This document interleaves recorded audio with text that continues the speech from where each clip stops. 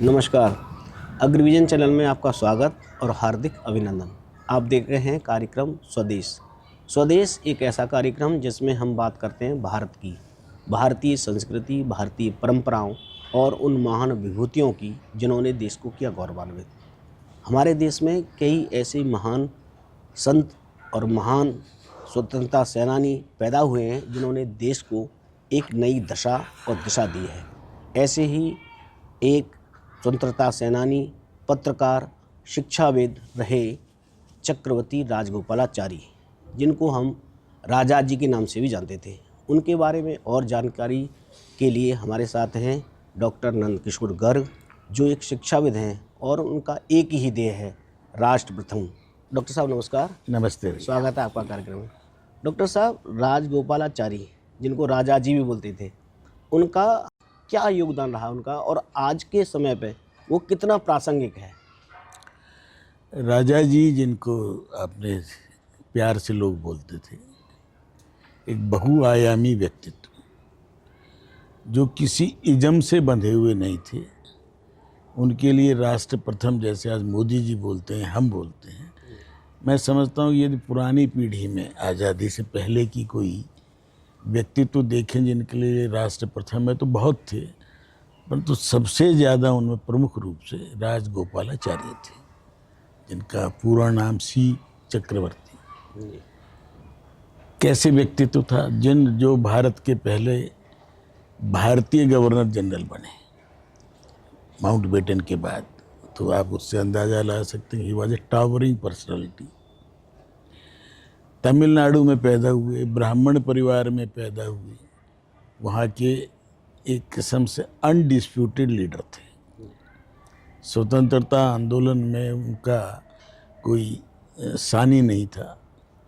गांधी जी के प्रिय भी थे और गांधी जी से फिर रिश्तेदारी भी हुई। आज़ाद ख्याल के थे, इसीलिए उन्होंने नेहरू जी का विरोध करते हुए, जब वो अति समाजवादी और सोशलिज्म के चार्म में घुसे हुए थे लोग, उस समय राजगोपालाचार्य ने आर्थिक नीतियों की नए ढंग से वकालत की कि हमें जो एंटरप्रेन्योर को, व्यापारी को, उद्योगपति को जो स्वतंत्रता चाहिए, वो इन नीतियों से कुंठित होती है और कोटा परमिट राज बढ़ेगा। ये उन्होंने उस समय बोल दिया, परंतु सुनी नहीं उनकी। उन्होंने फिर अलग से स्वतंत्र पार्टी नाम के एक पार्टी का गठन किया और 1967 में वो एक प्रमुख विरोधी दल के रूप में उभर के आई। राजी रजवाड़ों को भी उन्होंने थोड़ा साथ लिया कि उन सब से संधि करके ही तो उनके राज लिए थे, प्यार से लिए थे। सरदार पटेल जी ने कुछ को डरा धमका के भी लिया था, परंतु उन सबको जो उनका हक मिलना चाहिए था, जो उनको मान सम्मान देने का वायदा था, वो पूरा नहीं होता देख के राजा जी को पीड़ा हुई थी। अब राजा जी क्या थे, पहले राष्ट्रपति बनने के लिए दो नामों में चर्चा थी। राजगोपालाचार्य जी एक स्वाभाविक रूप से उभर रहे थे, जब गवर्नर जनरल रहे हुए थे, समकक्ष थे, परंतु वो राजनीति में भी थे तो मुख्यमंत्री भी बने तमिलनाडु के। सरदार पटेल के बाद थोड़े दिन उन्होंने गृह मंत्रालय भी संभाला। फिर नेहरू जी से उनकी नीतियां इस मामले में, वो समाजवाद का जो सो कॉल्ड शब्द था अनडिफाइंड, उस पर मतभेद थे।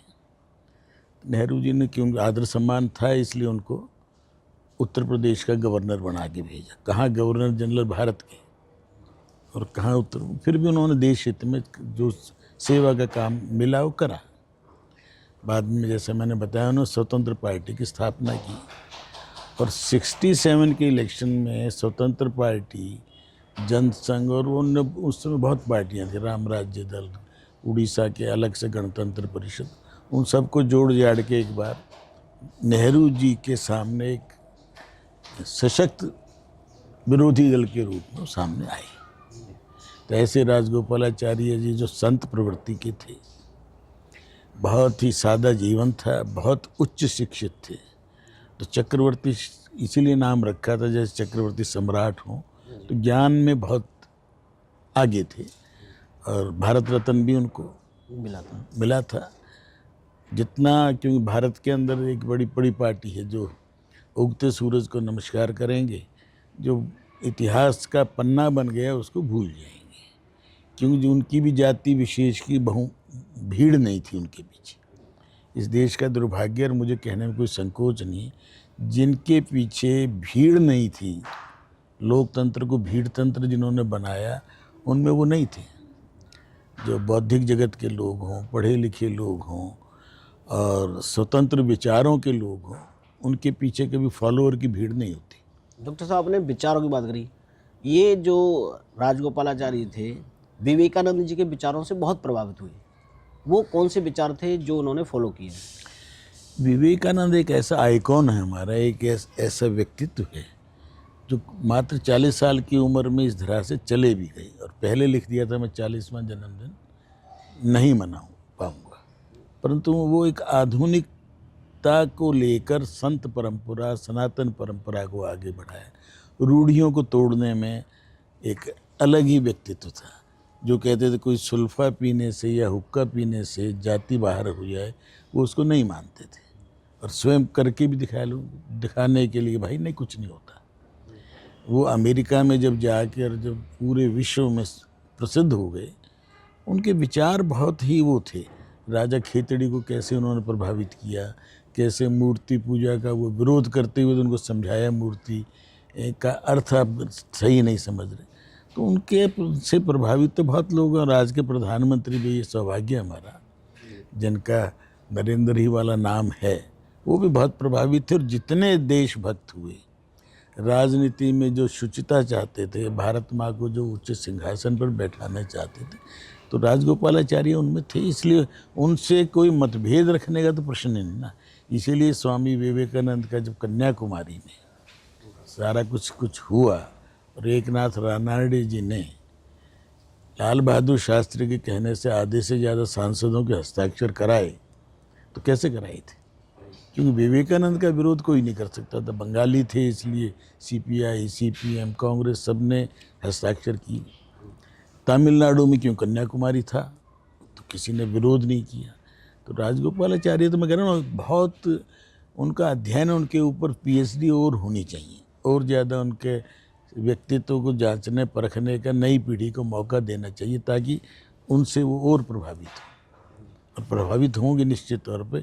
मेरे जैसे व्यक्ति जो 67 में 11वीं ही पास की थी, परंतु जो उन दिनों में प्रमुख लोग जिनसे हम प्रभावित थे, उनमें जहाँ उस टाइम नेहरू जी का तो एक करिश्मा था, लोकनायक जयप्रकाश नारायण, राम मनोहर लोहिया, राजगोपालाचार्य जी, दीनदयाल उपाध्याय, ये ऐसे लोग थे जो कांग्रेस की उस बंधी बनाई उसमें फ्रेम में नहीं आते थे। तो राजगोपालाचार्य, मैंने बताया ना, गांधी जी की शायद पोती की शादी इनके बेटे से हुई थी जी। तो गांधी जी पसंद करते थे, जब तो उनकी विचारधारा से गांधी जी से प्रभावित थे।